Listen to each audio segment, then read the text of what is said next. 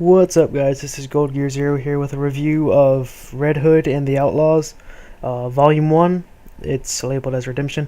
Anyway, before I start this, I'm going to say that no spoilers. I'm going to have a section in the video where I'll put in the video, spoilers start here or whatever.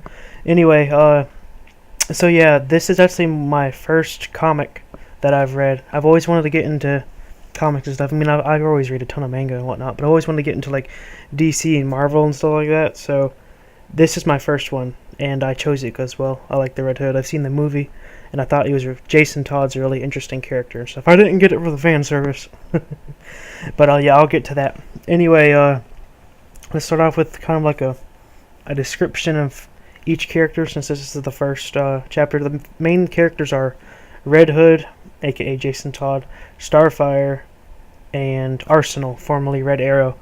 And okay, let's get started with basically where each character is now from where they were in previous times. Because I'm not really sure how comics interact with like TV and movies and stuff. So I mean, I'm just gonna assume that you can take Teen Titans, the show, and it'll be somewhat part of Starfire's past, something like that.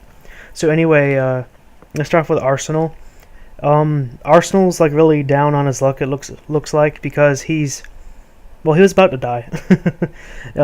No spoilers again, but this is hard to do, because is it a spoiler or isn't it a spoiler? Okay, it doesn't really feel like a major spoiler. It's just kind of like a description of what happens. So if you don't want to hear anything at all, you're like, no spoilers whatsoever, then you can leave. But this isn't really a spoiler. It's just describing what happens. No dramatic plot twists will be revealed. None of that. So anyway, Red Hood knows that Aresenal is about to be killed in some foreign country. So he goes and he saves him and stuff. And he's all in red. I was about to say Red Arrow. Aresenal's all he has gratitude towards Red Hood, and so they decide to work together now. And really, if you look at his character from when he was Red Hood, say in Young Justice or whatever, he was really serious, and now he's really kind of like laid back. I'm not sure what happens in between Young Justice and this, because like I said, it's the first comic I read. I don't know much of Aresenal's past aside from Young Justice and a couple other things. But yeah, he really fits in the group well, because like you have Starfire, who her personality, she's kind of her own thing, and then the Red Hood's pretty serious, so his comical type personality kind of fits in the group well. And yeah, and he's pretty badass. There was one scene where he shot some. It looked like he had one arrow, but really he had like 10, and he shot somebody and they had like 10 arrows in his head. So that was pretty cool. And yeah, I mean, he's a good character overall. I don't really have any problems with him. Let's move on to Starfire. Yay, fan service. But nah, coming into the series, a lot of people were telling me that Starfire's just, fan service person, whatever. Boobs and lines, I don't know. But anyway, she fits in the group pretty well too. I like her as a character. Like, they don't really overdo the fan service. Like, you have a little bit of fan service here, then they get straight back to the plot. So that's really good, because you gotta when you're having boobies, you gotta have some plot in there too. So yeah, I mean, the fan service doesn't overpower the character, so that's really good. And you can see like hints towards the beginning of her past. Like, for some reason she doesn't remember her past, but with Dick Grayson, the first Robin, Starfire really likes her Robins, because she kind of likes Red Hood a bit too, or at least she finds him and Aresenal really interesting. That's why she's sticking around, and she's really powerful, and you kind of need that super powered person when you have Red Hood and Aresenal, who don't have any superpowers, so they're good at what they do, but in a sense, compared to everybody else in the universe, they're kind of underpowered. So it's good to have Starfire there to help out.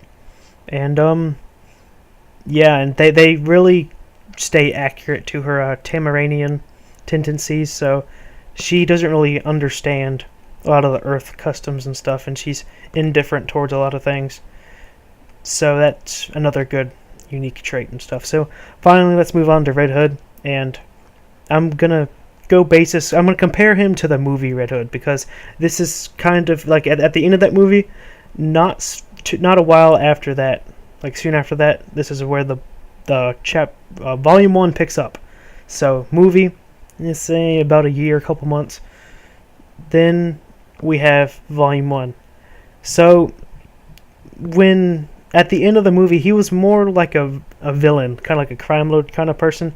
But as volume 1 has gone on, because remember, volume 1 is chapters 1 through 7, so you can really see a lot of character development, and he's really becoming that more, what's the word? He's becoming more responsible and stuff. Because there's one scene where Starfire and him are arguing over somebody, whether the person should die or go to jail or whatever, and he really he's the bigger person in a sense of how he handles that. So I thought that was good of him. And you can really tell he knows the right from wrong. He's not really as angry at the world anymore as he was when he was fighting Batman originally.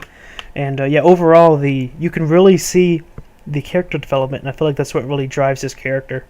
Also, you don't always see him with the mask on. You get a good amount of Jason Todd versus Red Hood. So he doesn't always have the hood on. He even has some fights where he doesn't have the hood on, so that was interesting. But it's a good balance there. And I think that's pretty much the basics of what I got from this volume, because you could just really, like, every page is like, oh, he's becoming a better person, but he's not a superhero by any means, but he's doing well. And as for the other characters, there are a couple. Batman's mentioned a couple times. You don't see him. Essence is there. I think that's her name. I'm trying to think of any other major characters that were there. I can't really think of many other major characters there other than what's her name, Dekra or Dukra? I can't remember her name exactly, but the person who trained him and stuff. And this isn't a spoiler, but what the plot I'm seeing so far, it's kind of along the lines of Jason Todd is kind of like he's one of the last remaining members of the Allcast, which is where he was trained. And the Allcast had like this treaty with the Untitled. They're like they were a clan long time ago, like before I think they said they were like old as time or something like that. So really old group with special powers and whatnot. So now that somebody has, caused the peace to be broken and stuff, Jason Todd, aka Red Mask, is now going around and killing these people because they broke the peace. And that's what I'm getting so far. I'm sure there's more stuff's going to happen, but right now that seems to be kind of where it's going. For all I know, next chapter, boom, giant thing happens and all that's completely gone or something. I don't know, but usually how stuff like that works. Let's move on to the artwork. The artwork is really good. One thing that kind of stopped me from getting into comics before was that I just really didn't like how they looked. I'm talking about like the really early comics, like 30s, 40s, and 50s. That I respect them, but I just really don't like how they look, and that just kind of kept me from going through it. But this was really well drawn. I enjoyed it a lot. Like the visuals were really good, and I have no problems with the visuals. As for the writing, the writing was really good. Except the only thing I didn't like about it was that it felt like Jason Todd would randomly kind of like go over what was going on, or like talking to himself, like like thinking, and it just didn't, like, he would be doing something, like he would be like running, and he'd be thinking about something random.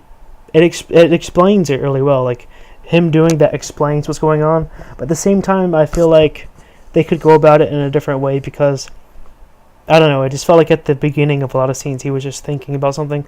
It explained a lot, but I don't know. It's not a bad thing. It's just I personally didn't like that part as much.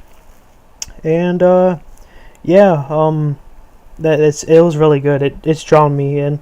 I'd probably give it the entire thing like a 8.9 out of 10. Not exactly a 9, but it's really good.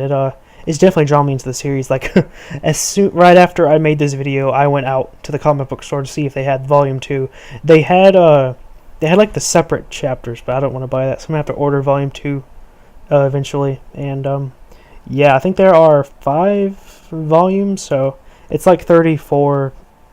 As of right now, it's 34 chapters. I'm not sure if it's done yet. I'll have to look that up. But yeah, there. We'll probably, of course, I'm going to be reviewing more of the volumes as I get them. But yeah, if you guys want to see more of this or anything, you know, I have a lot of gameplay videos too. So yeah, if you want to see more, go ahead and hit subscribe, and I will see you guys in Chapter 2.